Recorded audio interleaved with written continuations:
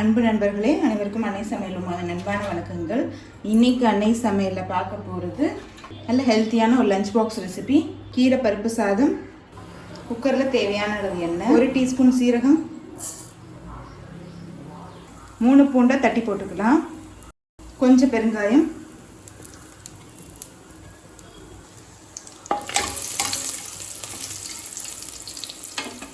ஒரு பச்சை மிளகாய், ஒரு வெங்காயம்.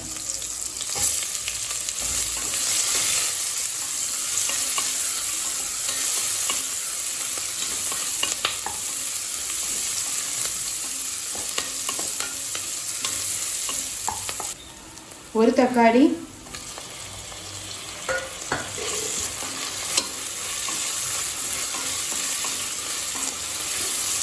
தக்காளி சேர்த்துட்டு நல்லா வதக்கியாச்சுங்க. கொஞ்சம் மஞ்சள்தூள்,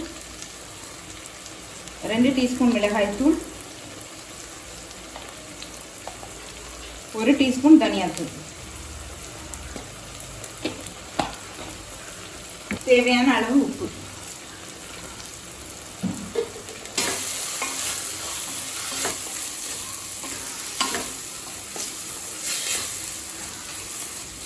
மிளகாத்தூள் வாசனை போக 1 நிமிஷம் வரைக்கும் நல்லா வதக்கிக்கலாங்க.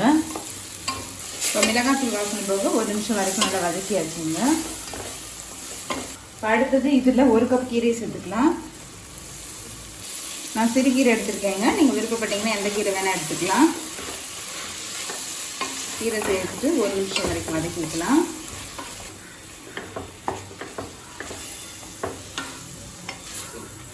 கீரை சேர்த்துட்டு பச்சை வாசனை போக நல்லா வதக்கியாச்சுங்க.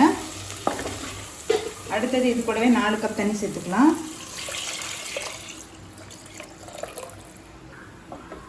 இப்போ தண்ணி கொதிக்க ஆரம்பிச்சிருச்சு. 1/2 கப் பாசி பருப்பை 20 நிமிஷம் ஊற வச்சு எடுத்து வச்சுருக்கேங்க. இப்போ இதை சேர்த்துக்கலாம்.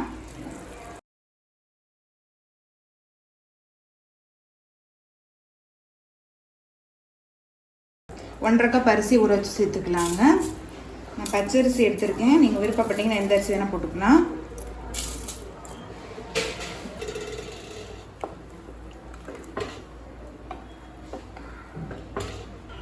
இப்போ மூடி போட்டு குக்கர்லேருந்து 2 விசில் வந்தோடனே இறக்கி வச்சிடலாம்.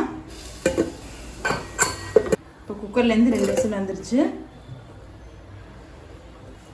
கொஞ்சமாக நெய் சேர்த்துக்கலாம்.